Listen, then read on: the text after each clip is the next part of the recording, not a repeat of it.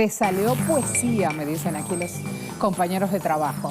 Intentamos empezar el lunes de la mejor manera. Tenemos los niños en casa en la mayoría de los países de Latinoamérica porque están de vacaciones escolares. Hay mucha tarea, por lo tanto, para hacer. Este es solo el comienzo de un largo día, así que vamos a hacerlo con energía. Venezuela, además, sigue la política de hostigamiento del imperialismo para derrocar la revolución bolivariana. Tras el frustrado intento de magnicidio contra el presidente Maduro, llegan múltiples muestras de apoyo a Venezuela. ¿Qué expresan, preguntamos en red social Twitter, esos numerosos pronunciamientos? ¿Respeto a la revolución bolivariana? ¿Un grito de basta de injerencias? ¿O expresan pura diplomacia? Allí entonces algunos de los puntos para ir comentando, debatiendo, profundizando en conocimientos también en red social Twitter a raíz de lo sucedido en la tarde del sábado aquí en este país. Además, vamos a empezar a sumar también otras informaciones. Hoy vamos a dar una vuelta por la corresponsalía de Brasil. Vamos a ver cómo el Partido de los Trabajadores proclamaba jornada de sábado la candidatura de Lula da Silva a la presidencia, candidatura por el PT. En Ecuador hay mujeres que se concentraron frente a 5 bases militares. Allí comenzó el alistamiento para el servicio militar voluntario. En Siria, el ministro de Transporte declaró que al menos 12 compañías aéreas árabes y europeas enviaron pedidos para reiniciar vuelos. Imagínense la noticia.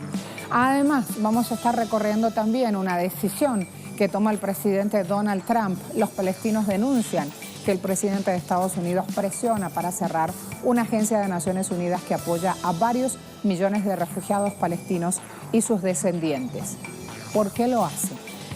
¿Porque apoya a Israel? ¿Intereses económicos? Porque no le importa la vida.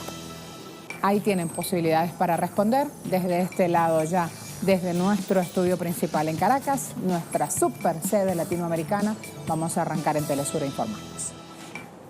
Este sábado, 2 drones con cargamentos explosivos atentaron contra la vida del presidente de Venezuela, Nicolás Maduro, durante un acto conmemorativo de la Guardia Nacional Bolivariana.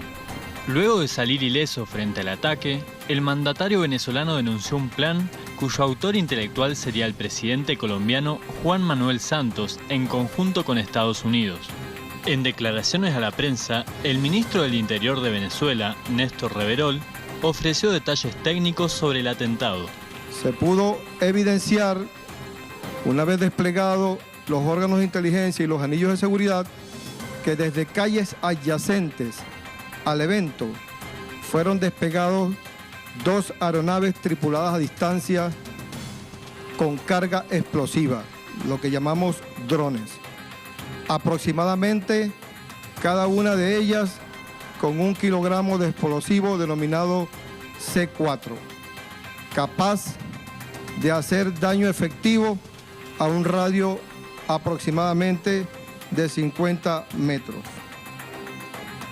Este tipo de aeronaves pilotadas a distancia son aeronaves especiales diseñadas para trabajos industriales que pueden soportar grandes cargas y peso. También se refirió a los sucesos el ministro de Defensa del país, Vladimir Padrino López, quien aseguró que el ataque buscaba desmembrar a todo el Ejecutivo venezolano. Aun cuando nosotros hemos asumido una actitud de reconciliación, de diálogo, pero este acontecimiento que ha ocurrido en el día de ayer ha tocado un extremo muy peligroso, muy grave. Han atentado contra la vida del presidente Nicolás Maduro. Se ha atentado contra su vida, que es el objetivo, pareciera el objetivo central, es el objetivo central, el presidente Nicolás Maduro.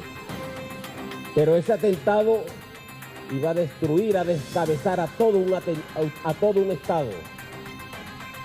Estaban todos los poderes, representantes de los poderes públicos. Estaban todos los representantes del alto mando militar, generales, almirantes, altas autoridades civiles y militares presentes en ese acto. Este lunes en Agenda Abierta haremos foco en el repudio mundial que ha generado el frustrado intento de magnicidio y los silencios cómplices que se esconden tras el hecho. Telesur en su portal. ¿Qué se sabe del atentado contra el presidente Nicolás Maduro? Nuestro sitio ofrece detalles, un paso a paso de las 24 horas desde que fracasara este intento de magnicidio contra el presidente de Venezuela, Nicolás Maduro. Allí desmenuzamos cómo y dónde explotaron estos artefactos voladores debido a la intervención de equipos inhibidores de señal que lograron desorientar a estos equipos llamados drones. También aparecen los testimonios de residentes que vivieron en carne propia los sucesos. Figuran además las declaraciones oficiales del jefe de Estado, del ministro del Interior, del ministro de Defensa, por si quieren verlo en versión ampliada.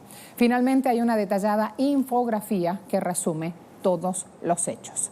Además, vamos a mostrar también a esta hora otro portal, El Universal, Delcy Rodríguez. Ningún atentado impedirá el futuro de Venezuela. La vicepresidenta de la República rechazó de esta manera el intento de magnicidio contra el presidente Maduro ocurrido en la jornada del sábado en la avenida Bolívar de Caracas. En su cuenta en la red social Twitter, Delcy Rodríguez enfatizó: ningún atentado imperial impedirá el futuro de Venezuela porque al presidente del pueblo, Nicolás Maduro, nada lo detendrá en la defensa de los valores supremos de la República. Además, a esta hora también vamos a mostrar página 12, medio de comunicación de Argentina. Colombia se burla y desmiente. El gobierno de Santos rechazó la acusación de Maduro. Dijeron desde Colombia: el presidente está dedicado al bautizo de su nieta Celeste y no a tumbar gobiernos extranjeros. Así se pronunciaba el portavoz de Santos.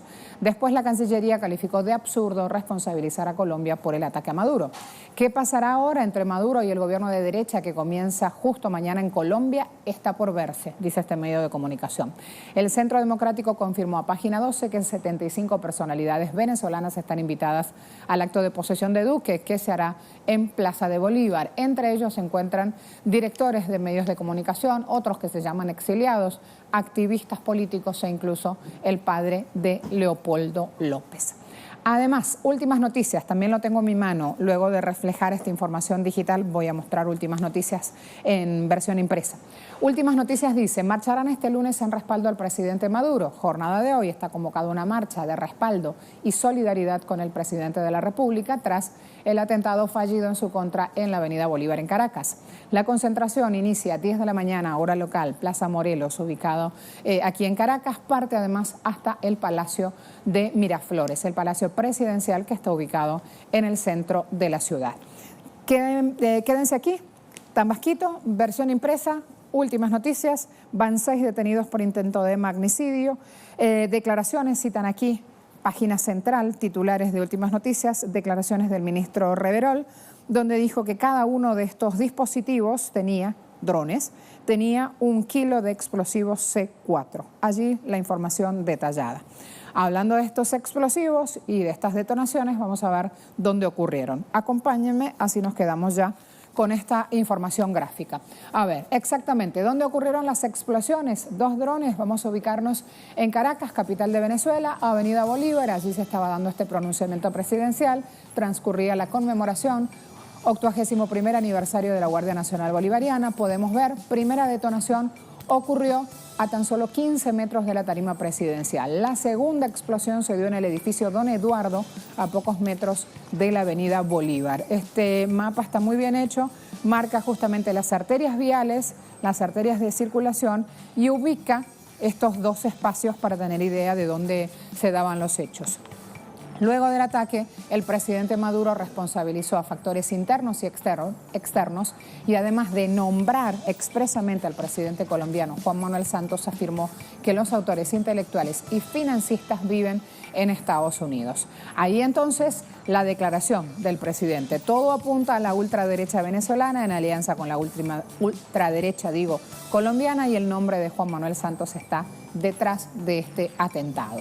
En una entrevista brindada a la agencia AFP hace tan solo 7 días y a poco de dejar la presidencia de Colombia, Juan Manuel Santos expresó que veía cerca la caída del gobierno bolivariano y añadió: ojalá mañana.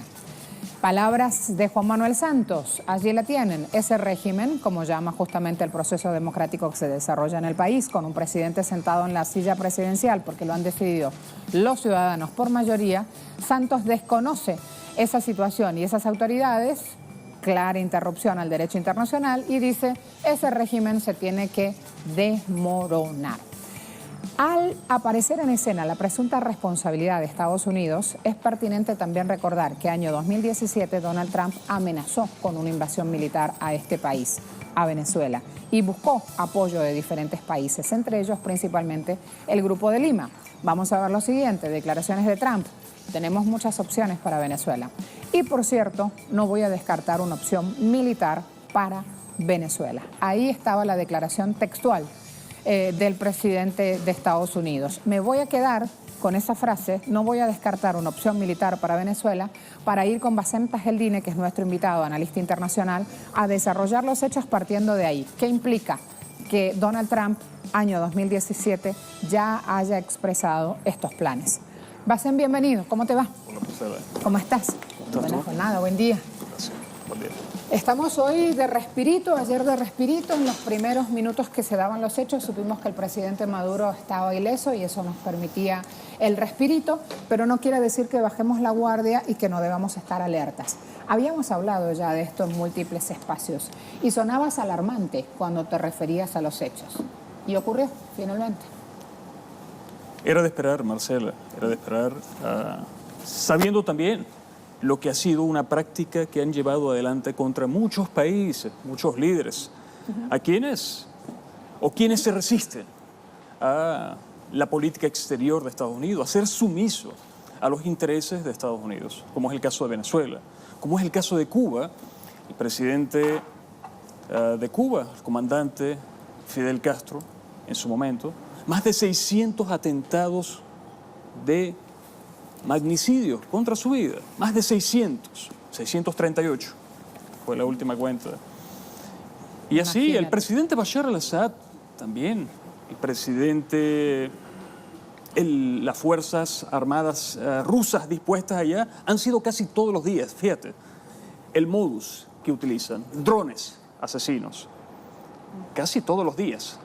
Las bases militares rusas y el ejército sirio allá están pendientes de los ataques de drones estadounidenses, naturalmente, que se les suministran a grupos terroristas para llevar adelante estas misiones. Y ya lo había sumado, como bien lo recordaste, Donald Trump en su momento. Había que salir del presidente Chávez y ahora del presidente Nicolás Maduro, lo decía Barack Hussein Obama, ahora lo dice Donald Trump, del presidente Nicolás Maduro, y no se descartaba una opción militar contra el país. Pero para esto ellos quieren crear las condiciones, siempre necesitan crear las condiciones. Fíjate, no han podido por la vía política, la vía de las presiones y el chantaje diplomático económico, ahora ya quieren hacerlo por la vía criminal. No han podido alebrestar a las Fuerzas Armadas para motivar un golpe de estados. Han sí captados algunos minúsculos grupos dentro de las fuerzas que han sido neutralizados inmediatamente. Ha funcionado el sistema de seguridad del Estado y ahora se demuestra también con esta última situación que se dio, el intento de asesinato del presidente Nicolás Maduro, se demuestra que han funcionado también los equipos que se tenían o que se tienen para neutralizar un ataque similar como estos drones asesinos que se utilizan muy bien allá en Siria. Han sido objeto, repito, las bases militares rusas, el ejército sirio, casi todos los días de un ataque por parte de drones estadounidenses suministrados, naturalmente, a estos grupos terroristas. Y aquí no podíamos descartar eso. No hay experiencia previa en Venezuela. Pero sí en el mundo, porque sabes que en redes sociales cuando pasaba esto, ahí a los pocos minutos me llamó la atención que hablaban del asesinato de Sadat. ¿Te acuerdas? Por eso te decía, el momento en el que buscaron una conmemoración relacionada con una fuerza militar, un momento político en el cual fueron preparando la escalada previa para eso que ocurría. Sadat tenía a Hosni Mubarak sentado al lado. No corrió con suerte, fue asesinado. Salvando las diferencias, salvando las diferencias también. Sí. Entre ahí no Sadat. Hubo una respuesta positiva de parte de las fuerzas de seguridad. Sí. Estamos hablando de la década del 80, otra tecnología, otros medios, y eso ocurrió. Sí. ¿Sabes qué? Rápidamente hablaban en redes sociales de cómo estos modus operandi se renovaban justamente, cómo los objetivos siguen puestos sobre Venezuela y cómo esta vez, tecnología de por medio, también ahí hay una lucha de poderes. Claro, porque también es una forma de ocultarse. ¿Quiénes son los responsables? Estados Unidos está oculto allí. Y la agrupación como tal, hasta no ser capturados, que por cierto ya se han capturado algunos de ellos, queda 6 todavía detenidos. entredicho todo, puesto que se encubre muy bien por medio de esta tecnología, drones asesinos controlados a distancia, se encubren muy bien los responsables directos e indirectos. Ahora, fíjate bien, hablabas de Sadat, sí, fue en medio de un desfile militar, esa acción contra Sadat, pero hay unas diferencias abismales. Sadat fue un líder egipcio que se vendió a los intereses de Estados Unidos. Cuando no sirvió más, rompió lo relaciones eliminaron. cuando ya no les hacía falta. Utilizaron a la hermandad musulmana para eliminarlo en medio de un desfile militar. Pero aquí no hay traidores dentro de las Fuerzas Armadas con capacidad de asestar un daño como un magnicidio en ese momento. Además, no se trata de un traidor el que está al frente del gobierno venezolano, como lo era así Anwar Sadat. Ellos quisieron hacer comparación, Usaste el término, esa me idea. acordé de Reverol ayer, Sí. o del ministro de la Defensa ayer, diciendo que luego de un indulto, de un perdón presidencial, Bolívar, después de eso viene luego de un perdón viene la traición. Me hiciste acordar utilizando ese término. Temas que nos remiten a un presente duro en Venezuela, que está buscando un respiro con las medidas económicas que ha tomado y que además nos obligan también a hacer otras lecturas políticas de lo que va ocurriendo. Debemos hacer una pausa muy breve. Tengo algunos titulares también aquí para mostrarles. Vente Rondonete con la cámara. Factores de la ultraderecha no han entendido el camino de paz asumido por los venezolanos. Creo que este es un muy buen titular. Basem de Correo del Orinoco, son palabras de Vladimir Padrino López. Tenemos 20 años resistiendo la perversidad, la degradación moral de factores de la ultraderecha venezolana que sigue tomando el camino de la violencia. También hablaba ayer Tarek William Saab, fiscal de la República, designados 3 fiscales para investigar el atentado. Jorge Arreaza se reunía con los representantes diplomáticos del mundo que están haciendo tarea aquí en Caracas, ratificando que este acto terrorista frustrado se planificó en Florida y en Bogotá. Hablaba de la importancia también de dar a conocer la información. Y me voy al diario Vea rapidito. Identificado cerebro de intento magnicida, así lo informó el ministro Néstor Reverol, quien agregó que lo componen residentes dentro y fuera del país. Número de capturados por el hecho se ubica en 6. Alertó, la intención de los terroristas era atentar contra el Estado todo. Y aquí tienen unas declaraciones que son bien importantes porque ya vamos a hablar de esto, va a ser a la vuelta de la pausa, hay también medios de comunicación que rápidamente se dedicaron a dudar de la veracidad de los hechos. ¿Sí? Me puse a llorar, dice Celina Guerrero, estaba viendo por su ventana el acto del 81º aniversario de la GNB desde un urbanismo, junto a otros vecinos narró sus impresiones. Aquí la tienen. Está un poco oscura la fotografía, así que está difícil ahí Rondonete con la cámara, pero llegaste. Vamos contando hasta ahora lo que van moviendo como información los medios de comunicación del país. Ya volvemos, pausa muy rápida. Seguimos, estábamos analizando en Agenda Abierta los hechos ocurridos el sábado en Venezuela, intento de magnicidio contra el presidente, intento de magnicidio frustrado, es la figura del delito como tal, contra el presidente de la nación, presidente en funciones Nicolás Maduro. Factores de la ultraderecha no han entendido el camino de paz asumido por los venezolanos, declaraba el ministro de Defensa de este país. Y con nuestro invitado, Basem Tajeldine, quedamos en profundizar sobre esto. Basem. Mira, siempre ha sido como tarea de ellos poner en duda todo, negar todo lo que ha venido ocurriendo en el país. Inclusive hasta negaron el golpe de Estado que vivió el presidente Nicolás Maduro. Han negado los hechos de la Guarimba y el asesinato de un número importante de venezolanos. Lo han negado o cuando mucho lo han responsabilizado al gobierno. Siempre esa política de Poncio Pilatos, lavarse las manos de los hechos que ellos ejecutan y naturalmente de sus responsabilidades, ¿me entiendes? Es verdaderamente lamentable, no solamente que ellos se encarguen de hacer esto, sino que la opinión pública crea en esas falsedades cuando hay tantos hechos. Y tantos videos que han salido últimamente, no sé si tú has podido ver, creo que sí, los videos de alguna gente estaban filmando los drones cuando comenzaron a explotar.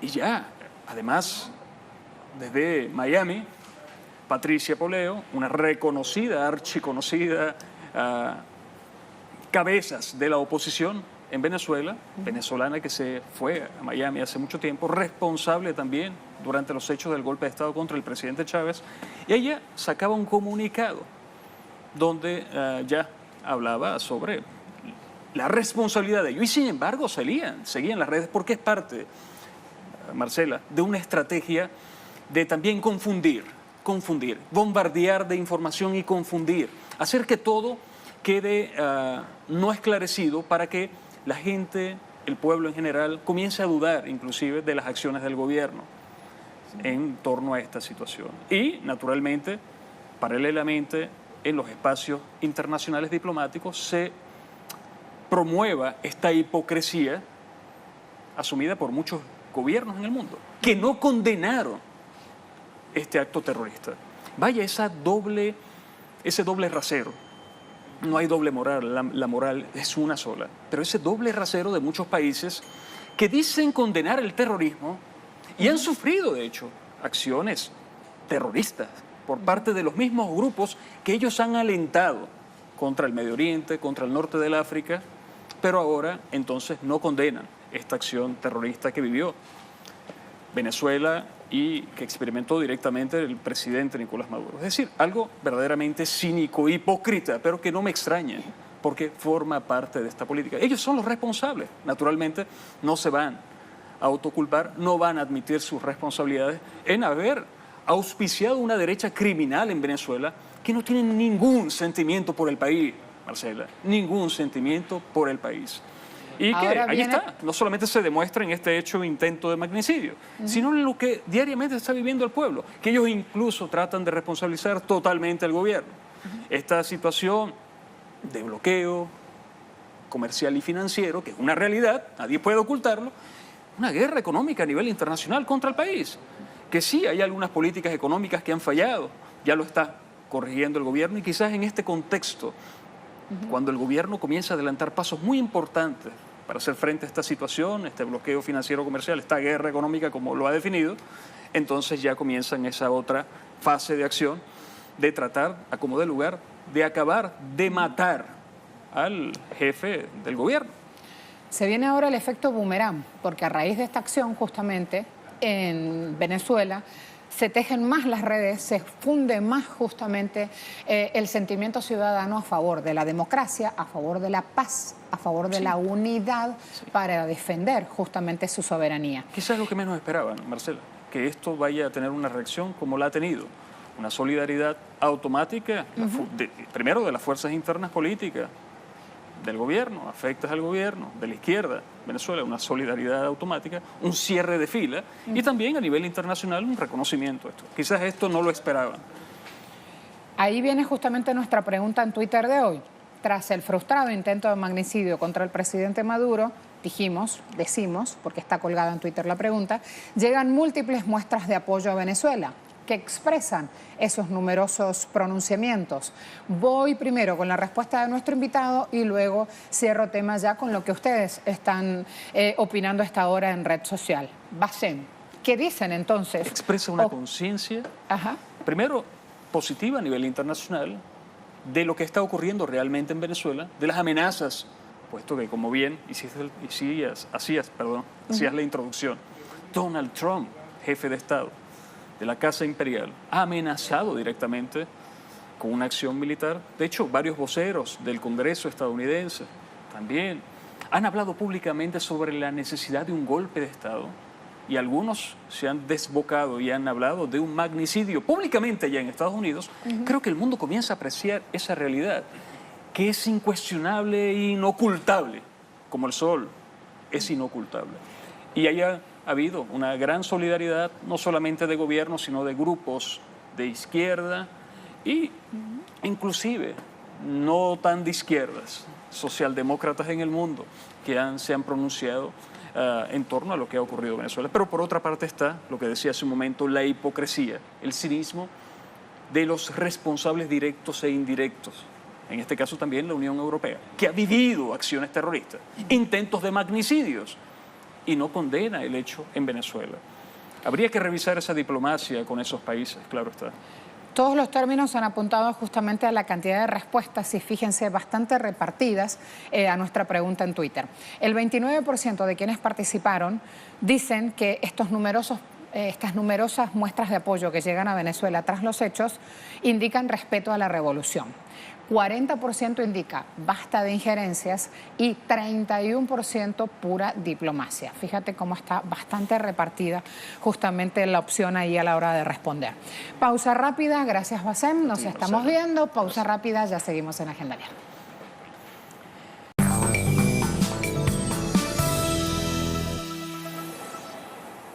Parece lejano con todo lo que ha ocurrido en el panorama noticioso, pero no, el sábado pasado, ahí mismo en Brasil, los partidos confirmaban fórmulas para las elecciones de octubre. Vamos a conocer algunos de los detalles con Nacho Lemus.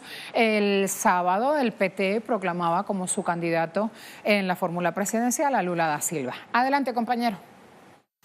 Saludos, estudios cerraron las fórmulas presidenciales de cara a las elecciones que se realizarán el 7 de octubre próximo aquí en Brasil. Por un lado, el Partido de los Trabajadores anunció a Fernando Haddad, el ex alcalde de Sao Paulo, como vicepresidente en la fórmula con Luis Ignacio Lula da Silva. Este fue el último anuncio cerrando la jornada del domingo. También otros partidos ya anunciaron a sus acompañantes en las fórmulas presidenciales. Guilherme Boulos, el líder del Movimiento Sin Techo, ya había anunciado que será acompañado por Sonia Guajajara, la indígena brasileña. También Jair Bolsonaro, el candidato de ultraderecha, será acompañado por el general del ejército Moura. Un punto más es que Marina Silva será acompañada por Eduardo Jorge, un médico sanitarista de aquí de Brasil. Y para recalcar lo que ha ocurrido con Geraldo Alckmin del Partido Socialdemócrata Brasileño, que será acompañado por la senadora Ana Amelia. Los medios de comunicación masivos aquí en Brasil recalcaban que el acercamiento del Partido Socialdemócrata Brasileño con sectores del centro en la línea ideológica, y sin embargo ha dado un giro mayor hacia la derecha con la vicepresidencia de Ana Amelia, el Partido Socialdemócrata Brasileño. Lo concreto es que Luis Ignacio Lula da Silva será acompañado aquí en Brasil. La noticia de último momento en el cierre del domingo fue que será acompañado por Fernando Haddad. Habían vaticinado que posiblemente sería Ciro Gómez, el candidato del partido del PDT. Sin embargo, será Fernando Haddad quien acompañe a Lula da Silva en la fórmula presidencial. Ciro Gómez finalmente será acompañado por la ruralista Katia Abreu, y Lula da Silva finalmente, aún encontrándose en prisión, había indicado a Fernando Haddad como un posible candidato a la vicepresidencia, y en la convención del Partido de los Trabajadores, una reunión también realizada sobre el final del domingo, fue confirmado entonces el ex alcalde de Sao Paulo para acompañar a Luis Ignacio Lula da Silva de cara a las elecciones presidenciales, recordando que Lula es el candidato con mayor intención de voto de cara a esa contienda. Estudios. Gracias, Nacho. Me voy a Ecuador. Abrieron un llamado a las mujeres para hacer alistamiento militar. Cristian, cuéntanos más, por favor. Buenos días, gracias por el contacto. Así es, el día sábado pasado en las principales ciudades del Ecuador, estamos hablando de Quito, Guayaquil, Manta y Cuenca, se abrió la convocatoria al servicio militar voluntario. Son cerca de 200 cupos, 199 cupos exactamente los que ha dispuesto el Ministerio de Defensa del Ecuador, específicamente para las mujeres que quieran cumplir con este servicio militar voluntario. La acogida ha sido inmensa. Los principales cuarteles, como ya lo mencionamos en las principales ciudades, acudieron gran cantidad de mujeres quienes pretenden alistarse y enfilarse en el ejército ecuatoriano. Según las autoridades militares, manifestaban que esta es la segunda ocasión que se realiza y se lleva a cabo esta convocatoria. La primera vez que se convocó a mujeres al servicio militar fue en el mes de marzo, y esta sería, como ya lo decíamos, la segunda vez que se lleva a cabo, una vez que la Constitución del 2008 ya establecía y daba la apertura para que las mujeres cumplan con el reclutamiento militar. Esta es la información que tenemos a esta hora desde la capital ecuatoriana. Por el momento, regresamos con ustedes. Muchas gracias, Cristian. Hisham Wanus me espera en Siria porque habló el ministro de Transporte, Ali Hamoud. Declaró que al menos 12 compañías aéreas árabes y europeas enviaron solicitudes para reanudar vuelos a este país. Vamos a ver las repercusiones, si esto finalmente se puede poner en marcha o no, si hay antecedentes previos. Hisham nos informa. Adelante. Buenos días, colegas. Saludos, amables televidentes. Desde principios del actual año 2018 hasta la fecha, el ejército árabe sirio ha logrado importantes avances en la lucha contra las bandas terroristas, recuperando el control de decenas de ciudades y localidades que estaban bajo control de los extremistas. Logros que permitieron restablecer la seguridad y estabilidad en amplias zonas del país, cuestión que además de permitir el retorno de miles de refugiados sirios a sus hogares, ayudó notablemente a reactivar las actividades económicas y comerciales en la nación árabe. En este marco se destacan las recientes declaraciones del ministro sirio de Transporte Ali Hammoud, en las cuales señala la disposición de al menos 12 compañías aéreas árabes y europeas para reiniciar vuelos a Siria y que las mismas han enviado peticiones para retomar vuelos al territorio sirio sin especificar de qué países son dichas compañías, aunque sí detalló que las firmas son de países que después del estallido de la crisis en Siria en el 2011 se les había negado los permisos para realizar sus correspondientes actividades. Es un cambio de postura que indica que Siria está muy cerca de superar la crisis. Se destaca que Siria cuenta con 4 aeropuertos internacionales en Damasco, la capital, y en la provincia costera del ataque al noroeste del país, y en Alepo, la capital industrial de Siria, y también en Qamishli, en el noreste de Siria, y que actualmente el país mantiene vuelos a Irak, el Líbano, Kuwait, Omán, Rusia, China, entre otros estados. Siria se encamina hacia la estabilidad y los intentos occidentales de derrotar al país han fracasado, aun cuando la guerra ha provocado significativos daños en la infraestructura del país, incluidos los aeropuertos. Aún así, en paralelo con la lucha antiterrorista, continúa el proceso de reconstrucción y rehabilitación, muestra de la determinación del gobierno y pueblos sirios de recuperar el esplendor de su país. Esta es toda la información que tenemos por ahora. Volvemos a los estudios en Caracas. Muchas gracias, compañeros. Ayer también conocimos una información que nos estremeció. Lo tiene El País hasta ahora con una galería fotográfica, un medio de comunicación español, se llama así, El País. Está mostrando el terremoto de Indonesia en imágenes. Autoridades de ese país elevaron a 91 los muertos, a 209 los heridos, que deja este terremoto de 7.0 en la escala de Richter. Sacudía el norte de la isla de Lombok este domingo. En el centro del país, donde los equipos de rescate siguen la búsqueda de supervivientes. Entonces, para poder ver las imágenes, allí las tienen.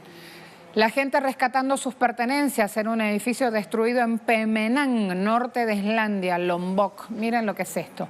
Qué dolor. Avanzamos a la siguiente.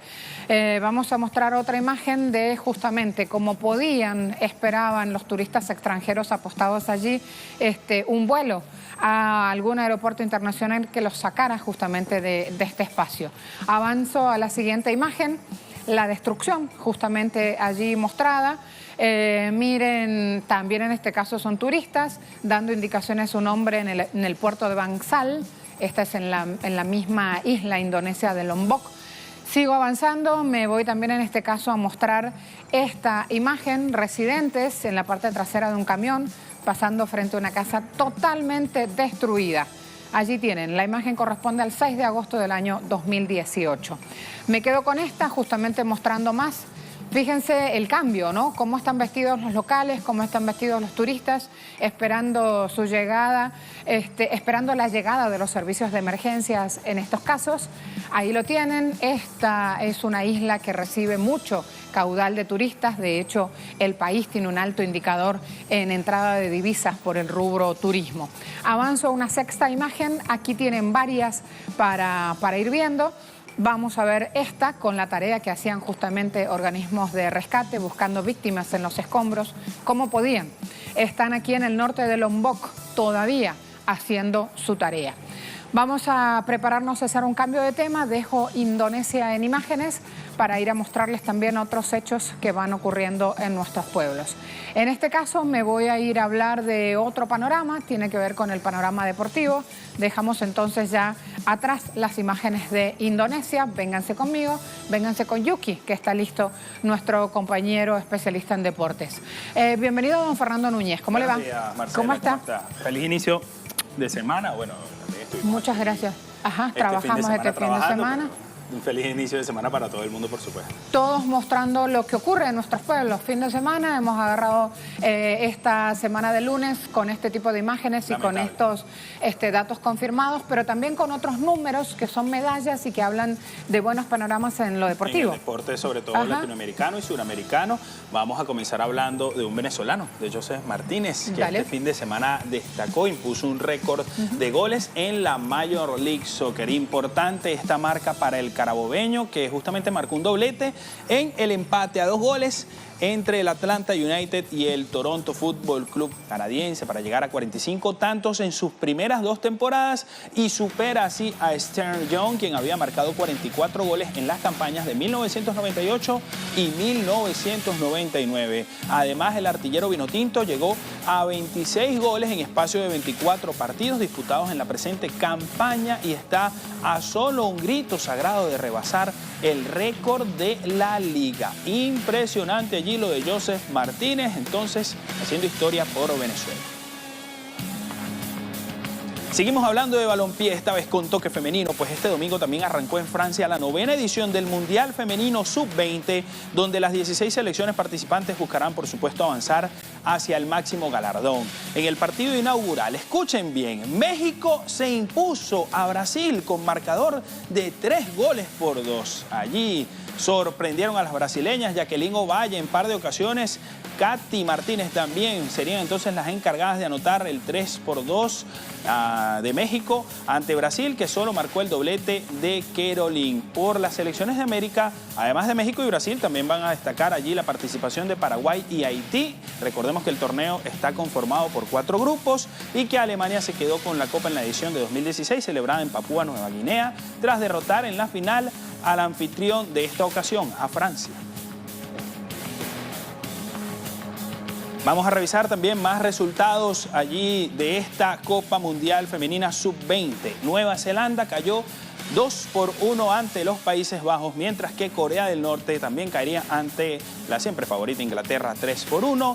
Y las locales, Francia se impusieron con marcador de 4-1 ante Ghana. Hoy siguen las acciones, tempranito, ahorita en la mañana ya se estará disputando a las 7:30 hora de Caracas el Nigeria ante Alemania. Haití estará enfrentándose a China, mientras que las de este lado del continente, Paraguay, chocarán ante España y por su parte Estados Unidos se enfrentará a Japón ya en horas de la tarde.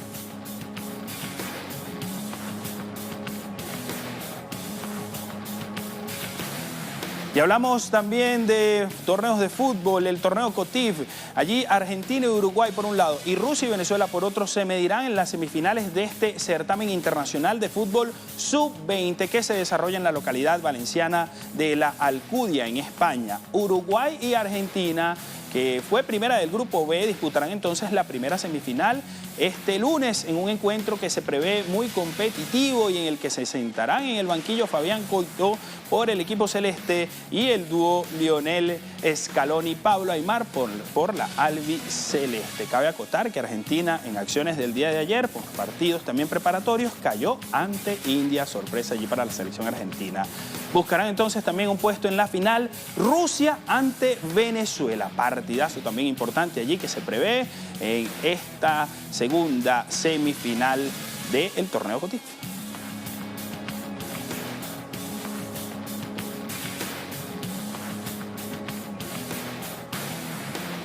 Y también hay importantes informaciones que vienen del mundo del fútbol y es que el argentino Marcelo Bielsa siempre ha defendido el papel del aficionado en el fútbol. Por eso, como le dicen, al loco se le ocurrió una idea tras hacerse la siguiente pregunta. ¿Cuánto tenía que trabajar un hincha del Leeds United para pagar una entrada? ¿Qué tal? Fíjense, lo último que hizo, lo explica precisamente el rotativo The Guardian, fue hacer recoger a sus jugadores la basura en los aledaños de los campos para entonces, de los campos del Leeds, el equipo que está entrenando justamente allí en Inglaterra.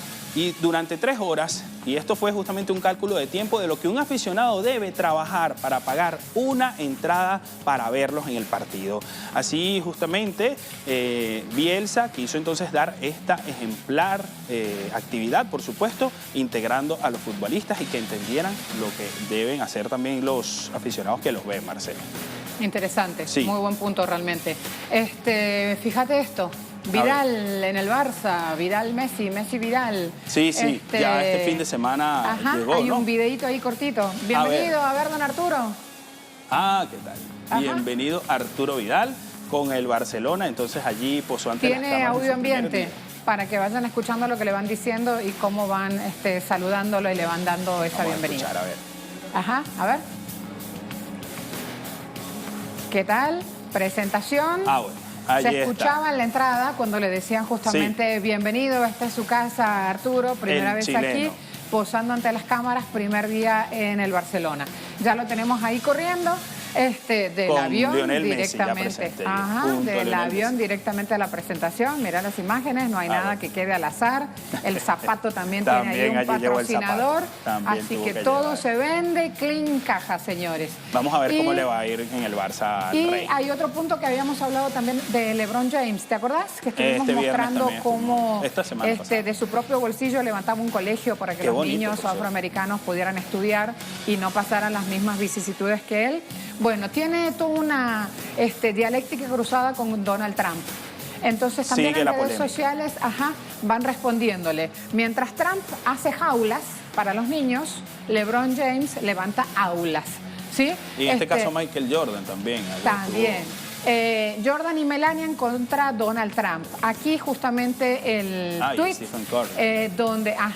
donde está el intercambio de comentarios. El jugador de los Lakers escalando en la polémica, lo trató medio de hombre poco inteligente, Trump justamente vía Twitter con su devolución, así que ahí tienen toda una dialéctica que va encendida y si lo reseñamos hasta ahora es por la cantidad de respaldos que ha recibido LeBron James, que con aulas prefiere demostrarle a Trump que es mejor poner a los niños allí antes que en una jaula, y está hablando del trato atroz, denigrante de Donald Trump para estos niños que han llegado con sus padres intentando cruzar la frontera, han quedado detenidos en niños de un año en un limbo jurídico ahora, porque ni siquiera le han agarrado el teléfono al padre para que lo puedan llamar y decirle, mire, le devolvemos al niño. Qué terrible, una cuestión terrible, dolorosísima, pero también vemos como integrantes del mundo deportivo se unen contra esas decisiones de Trump, y ahí esto impacta en las redes sociales. De hecho, también veíamos ahí un tuit de Stephen Curry, la estrella del Golden State Warriors, y como lo decíamos, Michael Jordan también tuvo palabras, esta estrella por siempre reconocida leyenda del baloncesto mundial, se le puede decir. Ahí mismo entonces, la cantidad de repercusiones está hasta ahora de tendencia en Twitter y lo vamos reflejando. Marcela, antes de irnos también es importante reseñar. Falta el tiempo, iba a decir, cuente. Rápidamente, la fiesta que se vivió en Barranquilla, se cerró este carnaval deportivo, los Juegos Centroamericanos y del Caribe, con una gran fiesta, con un gran espectáculo, con vallenato. Pero precisamente yo quería saber si entonces aprendiste, Marcela, a bailar el vallenato allí de la fiesta centroamericana. De Diomedes para acá pasaron cosas, no es el mismo vallenato, compañero. No, pero es uno más fiestero. A ver las imágenes que van corriendo. No se escucha el vallenato. No tengo musiquita acá, no, me voy a ir a la pausa, ¿sí? Antes que bailar vallenato. ¿Cómo era? Dagón es el nombre. Dagón, Silvestre Dagón. Hay un tema muy bueno. Es el nombre de una calificadora de crédito de China, que son 3. Esa es Dagón, por eso se dio el chiste de si era Dagón o Dangón. Este tema se llama Sigo siendo el papá, que se lo dedicaron a México y a Cuba. Porque sigue siendo el papá. Ajá, el papá de los helados. Pausa rápida, volvemos. Ahí el vallenato, ¿no? Todos de atrás haciendo la seña. Pausa rápida. No cumplió el reto. No cumplió el reto.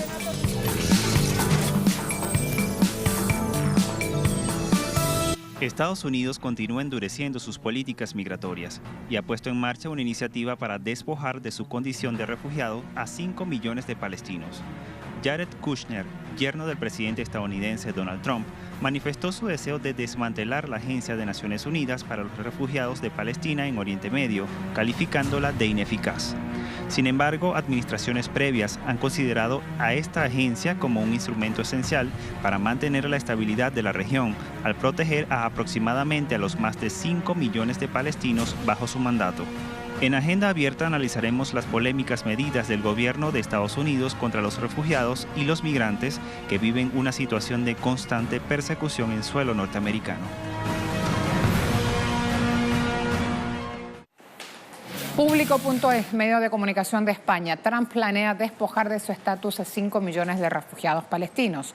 La administración de Trump pretende transformar los términos del problema de los refugiados palestinos a favor de Israel, como hizo en diciembre pasado, cuando el inquilino de la Casa Blanca reconoció a Jerusalén como capital del gobierno de Tel Aviv. Por su parte, sectores pro-Israel, sionistas, dentro de la administración Trump, ven a la Agencia de Naciones Unidas para Refugiados de Palestina en Oriente Próximo como una institución que se ha limitado a prolongar de manera artificial las esperanzas de los refugiados en beneficio del gobierno palestino, que les usa como excusa para dilatar negociaciones de paz con Israel, que ha garantizado que nunca volverán a sus hogares. Así de duro. Siguiente portal. Vamos a mostrarlo allí. Nuevo Día. Palestinos denuncian presión de Estados Unidos contra refugiados. Denuncian los ciudadanos estos intentos de Trump de socavar a la Agencia de Naciones Unidas con su tarea, agencia que apoya a millones de refugiados palestinos y a sus descendientes. En negociaciones previas lideradas por Estados Unidos, el destino de estas personas y la disputada Jerusalén debían negociarse en un acuerdo de paz. Ahora, los funcionarios palestinos temen que Trump se movilice justamente tomando la dirección contraria y de forma unilateral para arreglarlo todo y cerrarlo a favor de Israel. El diario: Trump refuerza su rechazo a inmigrantes por reunión familiar y lotería de visas.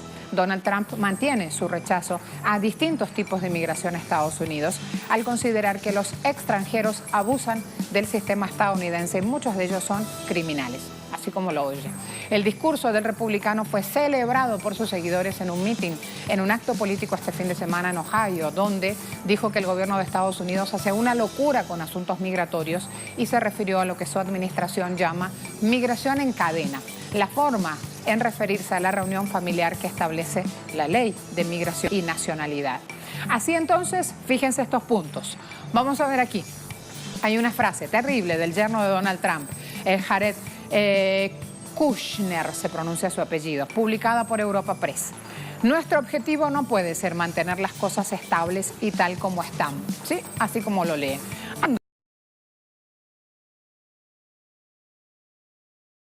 Cosas para llegar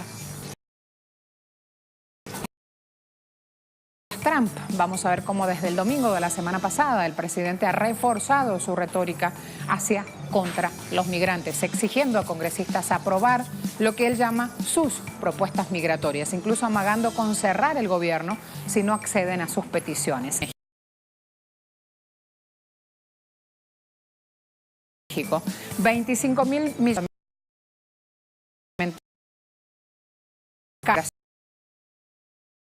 legal y terminar con la llamada lotería de visas para países con poca representación en Estados Unidos.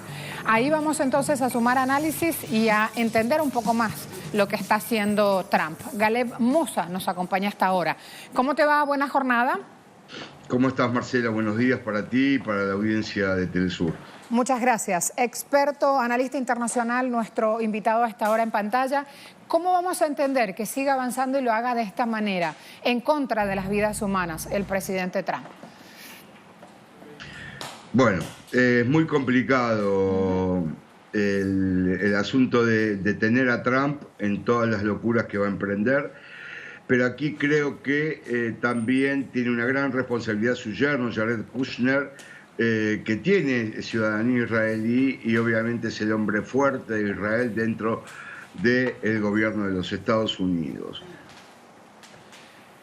¿Pensás que finalmente, ante la amenaza de cierre del gobierno federal, van a darse las votaciones en Estados Unidos para manejar de otra manera la migración? Ayer hubo un fallo de un juez federal en Estados Unidos pidiéndole que las decisiones en torno a migración vuelvan a estar en el marco del Obamacare, para que sea más fácil de entender.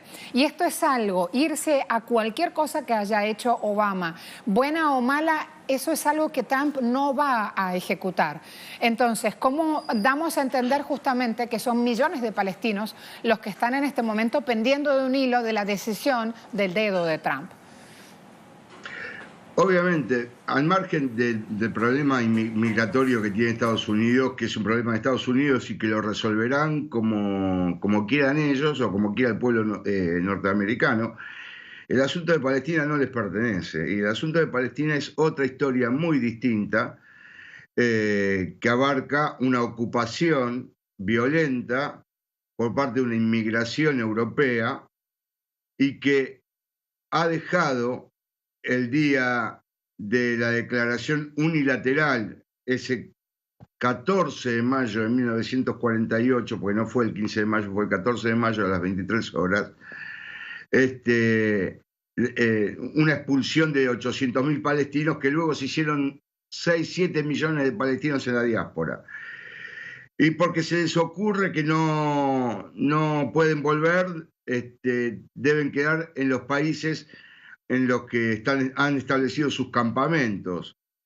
Y ahora el yerno de Trump quiere retirar esta agencia para los refugiados que depende de Naciones Unidas, una agencia especial que hay para los palestinos, que es lo único con lo que cuentan los palestinos tanto en la diáspora como adentro de Palestina, porque hay refugiados internos en los campamentos palestinos. Es decir, están trabajando para simplificarles el camino a Israel, de alguna manera para que se quede con todo lo que ha deseado siempre, que es toda la Palestina histórica, y no solo eso, sino también frenar las marchas del retorno de todos los viernes de Gaza, que bastante daño le está haciendo Israel.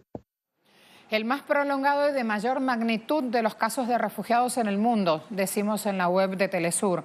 Hablamos de esta resolución 181 de Naciones Unidas que recomendaba la división palestina y que provocó conflicto armado entre árabes y judíos.